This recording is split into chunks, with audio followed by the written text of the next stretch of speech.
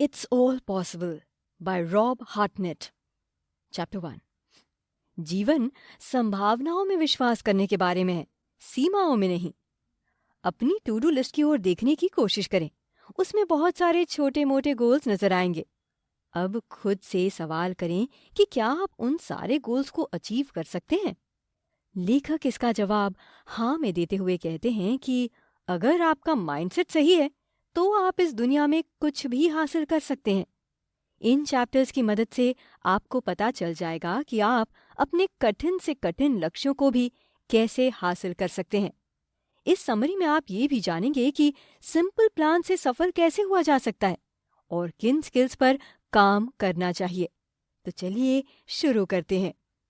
1950 के दशक में आम लोगों के साथ साथ वैज्ञानिक भी मानते थे कि इंसान 1 मिनट में 1 मील के बराबर नहीं दौड़ सकता। लेकिन फिर रॉजर बैनिस्टर नामक धावक ने ऐसा करके लोगों की सोच को गलत साबित किया। उन्होंने 1 मील का रास्ता 3 मिनट 59 सेकंड में ही पूरा कर लिया था। इसी तरह डग फ्लूटी को लोगों ने बोल दिया था कि स्पोर्ट्स के लिए उनका कद बहुत कम है, लेकिन उन्होंने इस बात को चुनौती की तरह लिया और अपनी कड़ी मेहनत की बदौलत खेल की दुनिया में बड़े नाम बने। इसी तरह जब जेसिका कॉक्स का जन्म हुआ था तो उनके दोनों हाथ नहीं थे।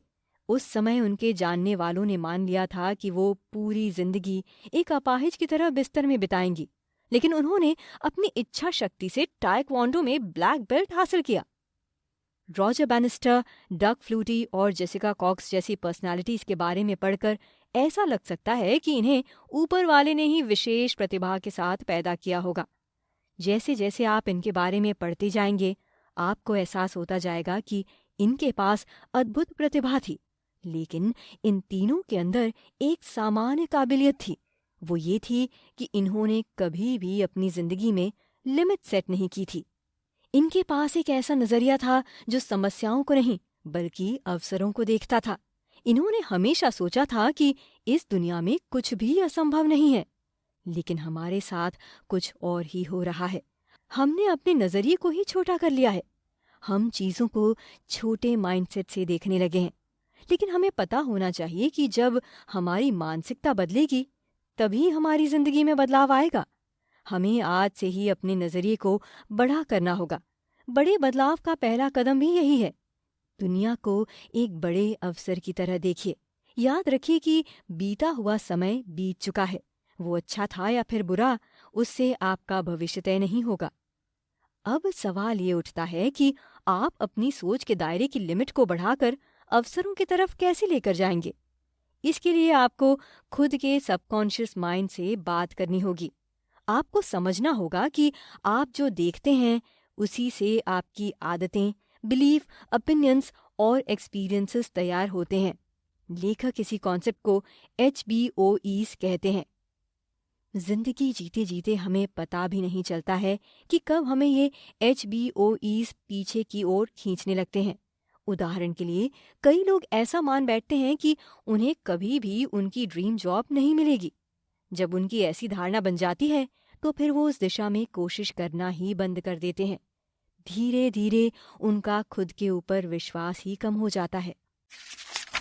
आप पॉजिटिव माइंडसेट के साथ कुछ भी हासिल कर सकते हैं। मान लीजिए कि 2 दोस्त हैं, दोनों एक बड़ी कंपनी में काम करते हैं, दोनों की अच्छी खासी तनख्वाह है, लेकिन समय बदलता है और कंपनी के दिवालिया होने की वजह से दोनों की नौकरी चली जाती है। नौकरी जाने की वजह से एक दोस्त अपने आप को विफल मान लेता है और कुछ महीनों के लिए उदास मुद्रा में चला जाता है। वहीं दूसरा दोस्त इस सिचुएशन को दूसरी तरह से लेता है। दुख उसे भी होता है, लेकिन वो इस दुख को अपनी विफलता नहीं मानता और अपने पैशन यानी क्रिएटिव राइटिंग को फॉलो करने में लग जाता है। अब आप ही सोचिए कि कुछ महीने बाद दोनों में से किसकी हालत बेहतर होगी। हमारी जैसी भी हालत रहती है, उसके पीछे हमारे एटीट्यूड का बहुत बड़ा योगदान रहता है। नेगेटिव माइंडसेट हमारी पूरी जिंदगी को ही नकारात्मक बना देता है, वहीं पॉजिटिव माइंडसेट हमें मुश्किलों से लड़ने की हिम्मत देता है। रशियन साइकोलॉजिस्ट के केक्चेयेव के अनुसार पॉजिटिव थॉट की वजह से हमें हमारी थाली में परोसा गया भोजन भी अधिक स्वादिष्ट लगने लगता है। पॉजिटिव माइंडसेट को मेंटेन करने का पहला तरीका यह है कि आप पॉजिटिव फ्रेमिंग करना सीखें। दूसरी ट्रिक ये है कि आपको हमेशा ग्रोथ माइंडसेट को फॉलो करने की कोशिश करनी है। अगर फिर भी आपको ऐसा लगता है कि ज्यादातर समय आप नेगेटिव माइंडसेट में रहते हैं, तो फिर सफल और पॉजिटिव एटीट्यूड वालों के साथ ज्यादा से ज्यादा समय बिताने की कोशिश करिए। ऐसा करने से आपको खुद के अंदर की कमियों के बारे में ज्यादा बेहतर पता चलेगा। खुद के अंदर के पैशन को तलाशें और खुद को मोटिवेटेड रखें। लेखक यहाँ सारा ब्लैंक की कहानी साझा करते हैं। कुछ साल पहले की बात है। इनके पास ग्राफिक डिजाइनर के तौर पर एक अच्छी खासी नौकरी हुआ करती थी। जिस कंपनी में ये काम करती थीं, वहाँ का वर्क कल्चर भी काफी अच्छा था, लेकिन इनका कभी भी काम में मन नहीं लगता था। काम करते वक्त इनका ध्यान ग्राफिक डिजाइन से हटकर खिड़की से नजर आने वाले समुद्र के तट पर रहता। सारा ब्लैंक अधिकतर समय समुद्र की लहरों में खोई हुई रहती।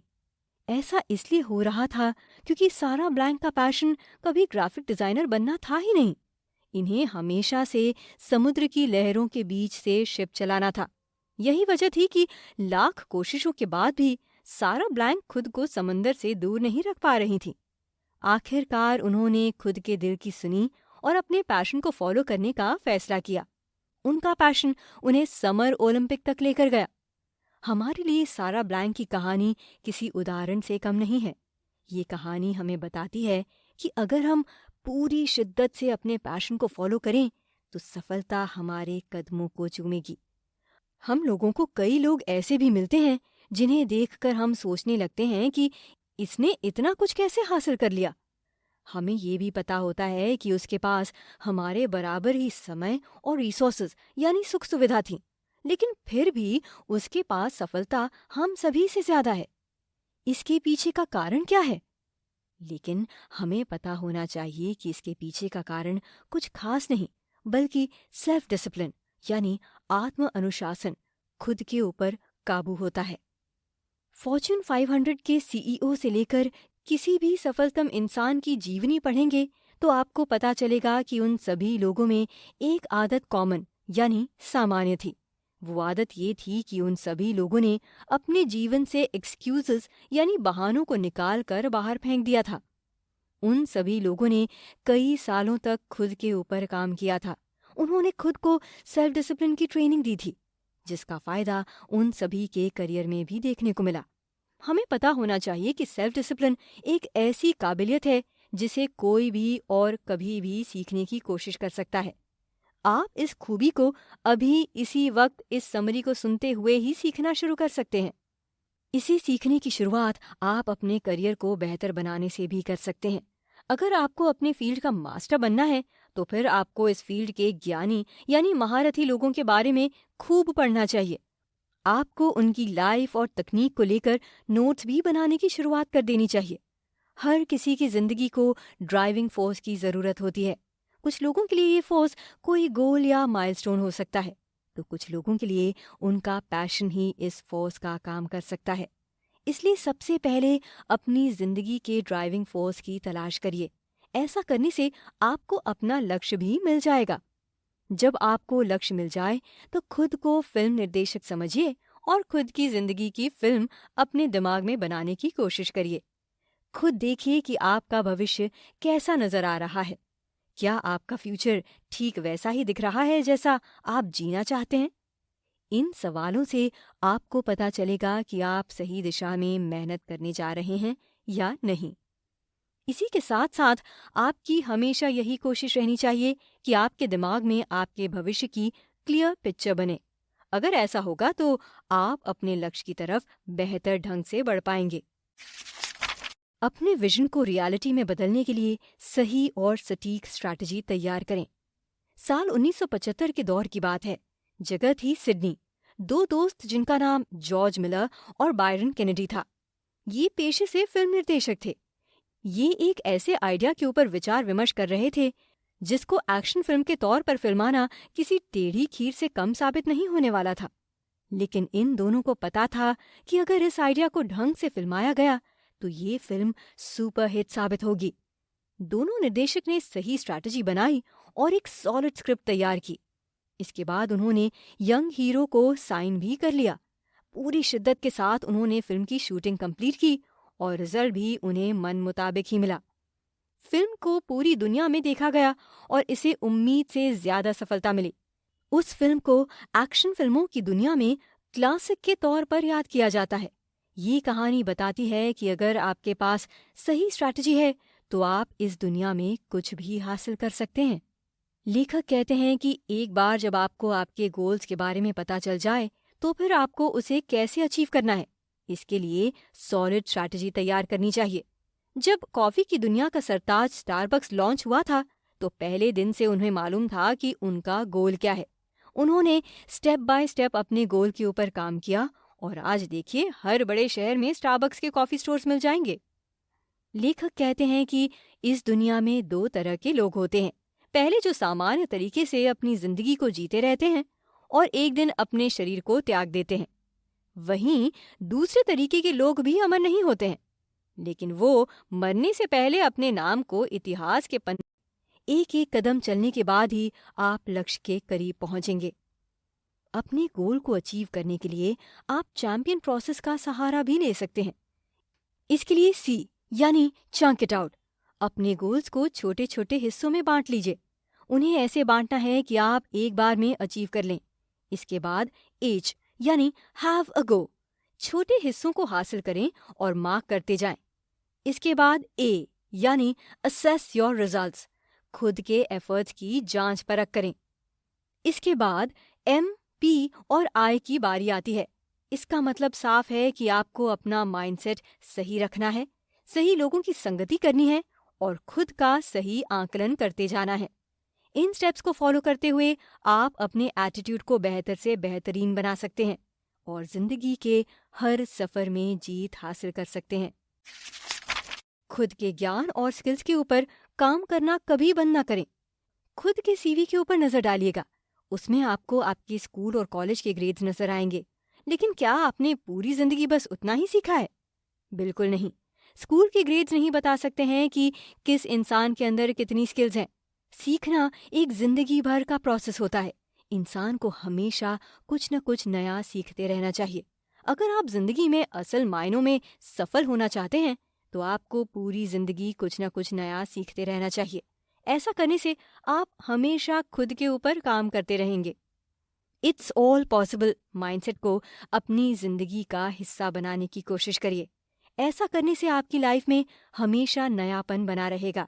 आपके अंदर हिम्मत आएगी कि आप किसी भी सिचुएशन का सामना बड़ी दिलेरी के साथ कर सकते हैं। लेखक सलाह देते हैं कि एक सफल इंसान की हमेशा कोशिश रहती है कि वो अपने टैलेंट यानी प्रतिभा का पूरा उपयोग कर सके।